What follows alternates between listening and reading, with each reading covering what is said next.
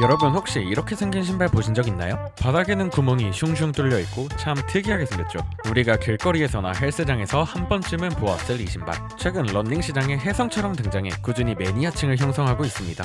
대체 사람들은 왜 이 신발을 찾는 걸까요? 오늘의 이야기 바로 온러닝입니다.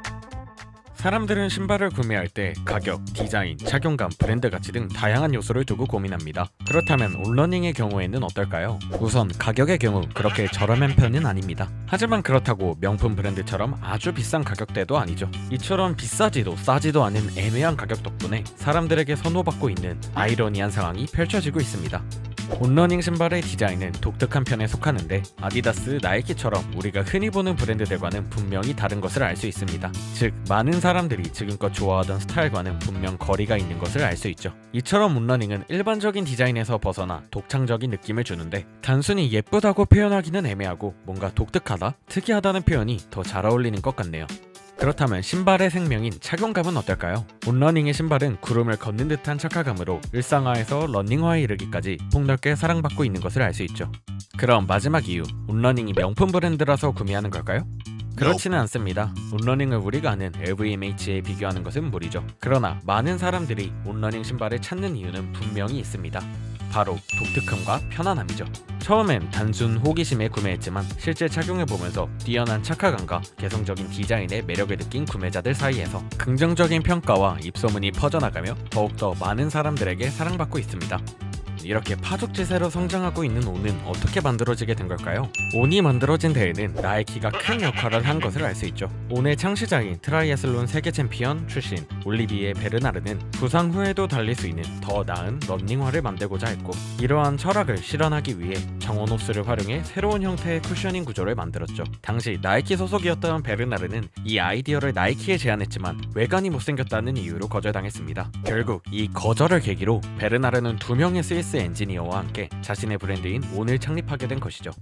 온러닝은 어떻게 유명세를 얻게 되었을까요? 온러닝은 초창기부터 미국 시장을 종조준에 성장해왔죠. 창업 10년 만인 2019년에 드디어 온은 미국과 전 세계에서 가장 빠르게 성장하는 러닝 슈즈 브랜드로 이름을 알렸으며, 특히 미국은 현재 온의 단일 시장 기준 최대 규모를 자랑하고 있죠. 2020년 기준 미국 퍼포먼스 러닝화 분야에서 온은 약 6.6%의 시장 점유율을 차지할 정도로 입지를 다져가고 있는 것을 알 수 있습니다. 그렇다면 온의 구체적인 전략은 무엇일까요? 처음에 큰 마케팅 예산이 없었던 온은 현지 러닝 커뮤니티에 스며드는 전략을 선택했습니다. 뉴욕, LA 등의 러닝 동호회나 로컬 러닝 매장과 협업해 러닝 이벤트를 열고 입소문을 유도한 것이죠. 예컨대 단순히 뛰고 술 마시는 펌런 대신 도시의 예술 작품들을 둘러보는 아트런 이벤트를 열어 차별화된 경험을 제공했습니다. 이런 감각적인 접근은 운동과 문화를 모두 즐기는 젊은 층에게 호응을 얻었고, 세련된 러닝화라는 온의 이미지를 고치는 데 일조했죠. 프리미엄 전략도 주요했습니다. 온의 신발 가격은 보통 130에서 220달러 선으로 나이키 등 주류 브랜드 대비 다소 높게 책정되어 있는 것을 알 수 있죠. 대신 디자인과 품질에서 럭셔리 감성을 내세워 과한 네온 컬러 대신 절제된 모노톤이나 파스텔 색상을 사용해 어떤 복장에도 잘 어울리게 했고, 일상에서도 신기 좋게 미니멀한 멋을 탄련했습니다. 이러한 스타일 덕분에 스포츠와 패션의 경계를 허무는 사례로 부각되며 운동선수뿐 아니라 할리우드 배우들과 패션 피플들까지 온을 신는 모습이 포착되기 시작했죠. 특히 2020년 슈퍼볼 오프닝 영상에서 배우 드웨인 존슨이 온의 클라우드 X 모델을 신은 장면이 전국에 방송되어 화제가 되기도 했습니다. 이 예상치 못한 노출은 온 공식 웹사이트 트래픽이 폭주해 서버가 다운될 뻔했고, 온은 광고도 안 했는데 횡재였다며 즐거운 비명을 질렀다고 하죠. 또한 2022년에는 스페인의 명품 브랜드인 로에베와 콜라보를 진행하며 구름처럼 생긴 미창 디자인을 다양한 색상 조합으로 꾸며 새롭게 출시했고, 출시 직후 전 세계 명품 편집숍에서 대부분 품절될 정도로 반응이 뜨거웠습니다. 이처럼 오는 미국 시장, 러닝 커뮤니티, 프리미엄 시장까지 모두 공략하며 빠르게 인기를 얻을 수 있었죠.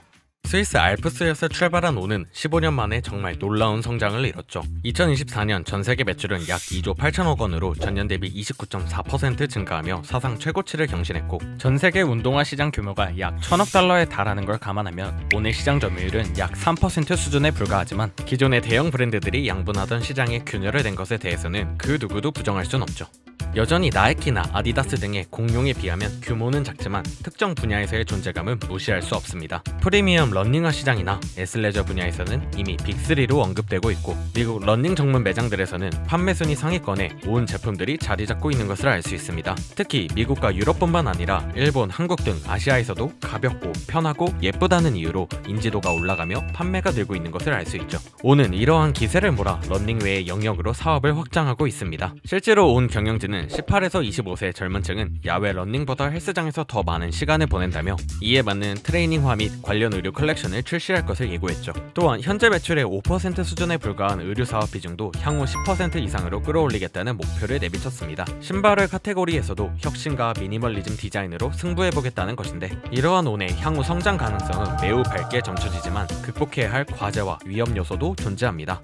첫째, 치열해지는 경쟁입니다. 온의 성공은 나이키와 아디다스에게는 위기로 작용했기에 이들은 자본을 이용해 유명 운동선수와 파트너십을 맺고 기술력에 투자를 늘리며 다시금 자신들의 파이를 되찾아오려는 노력을 하고 있죠. 온과 함께 폭풍 성장을 이어가고 있는 호카 역시 강력한 경쟁 상대입니다. 온이 구름 위를 달리는 느낌을 강조한다면 호카는 최고의 쿠션감을 내세우며 서로 다른 매력으로 러너들을 공략하고 있죠.